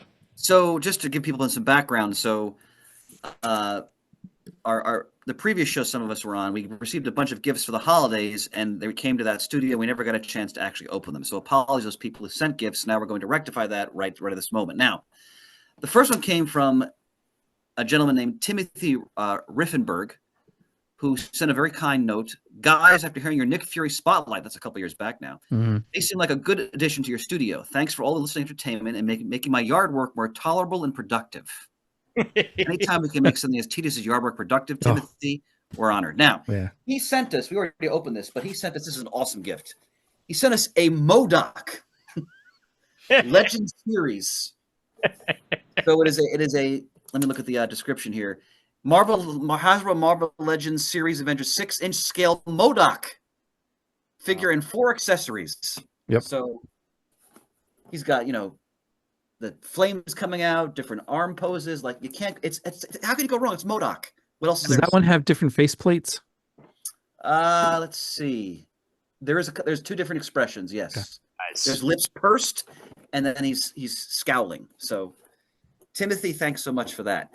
And what does Murdough stand for again, gentlemen? Just as a reminder. Murd, proceed. Yeah. Go ahead, Murd. Mental organism designed only for killing. Nicely done.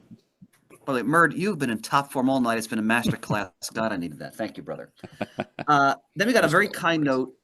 I'll read it here from a gentleman named Jeff. Gentleman and, in quotes, Chrissy Poo. Just want to say thank you for the hours of countless joy and laughter from your podcast. Found myself in between jobs and cleaning the basement. I'm sure we all have collectible stash somewhere, indeed, that aren't being loved enough. I can't contribute financially, but thought you all could spruce up the studio, take them home, or give out for Muddle the Murd. I'm in South Jersey and hope to run into you all at a con at some point. I also love to draw in my spare time. Here's my IG if you feel like peeking. It's JE_design illustration. So thank you, Jeff. Jeff, thank you. Now, Jeff sent something awesome. He sent stuff close to my heart. So tomorrow's publications and Top Shelf. So we have Comic Book Artist number 4. The newer volume of that series, Alex Nino and the Tony DeZanuga and the great Invasion of Philippine Artists in the 1970s. This is awesome. Alter Ego 28. I've talked many times over the years about the great Joe Maneely, who was was Stan Lee's mainstay artist in the 1950s. Would have worked in the Marvel Age, but he died tragically in a train accident in the 1950s. Alter Ego 70, number 12, Quality Control. So all about the Blackhawks. The other page is about DC Silver Age, Ryman Infantino, Joe Kubert, etc. Great stuff there. And then Alter Ego number 19, spotlight on the great Batman artist Dick Sprang. On the other side is work about the Tomahawk artist Fred Ray, Jerry Robbins, and Jack Burnley. These are great magazines. I have a lot of these in my own library. Jeff, thanks so much for those. And then finally, a long-standing supporter of all of us. Yes. Indeed. Dr. Eamon Clark. Mm-hmm. Once again, last holiday season, sent gifts in his distinctive wrapping paper. Ah, yes. He always finds the best wrapping paper. And Dr. Clark sent, I think, also Ian, as well as myself, some very kind notes this past summer. Certain unfortunate events were unfolding. What he wrote really meant a lot to me, and I'm sure to Ian as well. So thank you again for those sentiments, sir. Yep. But Ian, there's a gift here for you. Do I have your permission to open it? Please, by all means. Okay. Because this paper is so amazing, I'm going to try to open it as delicately as I possibly can. Gotta love it. Because this is just class A wrapping paper. I've never found paper of this quality here that it's awesome. So nice. This is like wrapping paper you'd find in Japan, because the Japanese are really serious about their wrapping papers. They are. This is top flight stuff. All right, Ian, what we have here. Ian. For you, next time I see you. Yeah. Best of 2000 AD, Volume 3. Ooh. So it looks fantastic, Ian. So that's for you. Excellent. And the paper right here. And I'm going to open my gift. Dr. Clark, what a gentleman. Yes, indeed. I'm always in class. I'm trying to open this as carefully as I can because this paper is so sublime. Steady. I just noticed that the Batman is they have on here is like a Adam West Batman, by the way, Shane, on the wrapping paper. All right. Let's see what we got here. And in my lucky hands is now descending. Best of 2000 AD, Volume 4. There you go. Who doesn't like a new trade, especially what's from Dr. Clark? It's 2000 AD. Dr. Clark, thank you so much for those. I think Murd has a gift as well, correct? Oh, yes. It's part of a series here. The Best of 2000 AD, Volume 2. Ah, nice. Means that Shane must be in the seat of Volume 1. And the reason I'm not sure is I filtered mine into my collection. I was impatient months ago. Nobody here blames you, least of all Ian. Amen, Shane.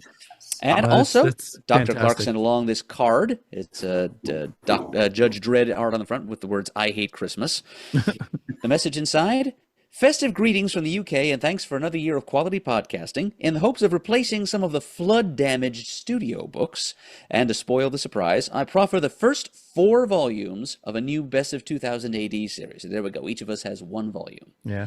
If I may pick out a couple of highlights, I suggest Red Planet Blues in Volume 2, which I have in front of me. This 7-page ABC Warriors story by Alan Moore features beautiful art by Steve Dillon, and some spectacular coloring by John Higgins that Dave Gibbons has said was the reason he picked Higgins to color Watchmen. Wow. So let me open that up here real quick to show you what Eamon is talking about. Oh, my. All right. So. That's beautiful. Wow. Red Planet Blues there. Nice. The ABC Warriors is about a group of soldiers who are resistant to atomic, bacterial, and chemical warfare, hence ABC Warriors. And so here's the story of this fellow who's been dispatched to Mars. There's like a Martian crystalline structure there, and outstanding. Look at that! Yeah, makes you yearn for some Steve Dillon Transformers comics. Oh my! Yep. So there we go. Also, there is more classic Steve Dillon art on Cry of the Werewolf in Volume 4, which I believe we've learned Chris has, where Judge Dredd can share some past with Drunk Cap and say that he too was a wolf once. Happy holidays to all, Eamon Clark. Thank sir. you very much. Thanks to all for these wonderful gifts. They're much Yeah. appreciated. Absolutely. I Yep. must also share one additional holiday missive here. This is a it's a reproduction of a hand-drawn image, but this is original artwork produced by the man who sent it to us. It's the young Mickey Rooney Santa Claus from the Rankin Bass classic Santa Claus is Coming to Town versus the somber town Schutzstaffel of Bürgermeister Meisterburger. That's right. Back it says, gosh. "Don't be like Burgermeister Meisterburger. Have a Merry Christmas," from Stephen Penimpede down in Florida. Thank you. Nice. Good times. Good times. We're getting closer to Christmas, so it's it'll work. It'll work. Well, in 0 hour fashion, we count down to Christmas at the Christmas shop, and we are, as of today, I believe, 71 days away. Wow. I think I saw that posted on Facebook somewhere. Man, oh man. Yep.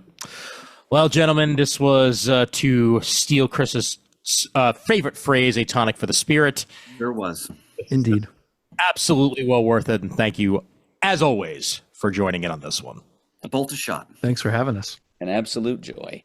All right, excellent. And as a reminder out there, you can go ahead and join in over at the Patreon if you want to go ahead and throw $1 or so our way. That'd be greatly appreciated. And depending on when I get done with editing the episode before this, I may very well release this one a little early to the patrons. So if you want to get that one a couple of days early, you more than likely will indeed have that happen. So future releases and all that jazz, patreon.com/comic timing. Thank you, and thank you on that one. And to come is our New York Comic Con wrap up, as this will be released after I have attended New York Comic Con. I had a wonderful time. I'm sure I did. Good luck. Good luck. Yes, thank you. I will be crossing my fingers and toes that everyone behaves themselves, Yeah. and that it's a good time to be had by all. Looking I forward. love when I've gone to New York Comic Con. It's been years. I can't imagine the quagmire of people that are there now. I'd Yeah. prefer not to imagine it. Yeah. It just seems like it's way busy. It's a lot, but one thing that I will continue to say is that the best thing that happened to them was Javits North opening. As the expansion of the Javits has allowed most of the panels to happen in that room. It has the best bathrooms in all of Javits. If you hold Very your important. you're there and then go ahead and use those, but it also siphons off a decent amount of people to whatever events they happen to be attending, so it does help the flow significantly.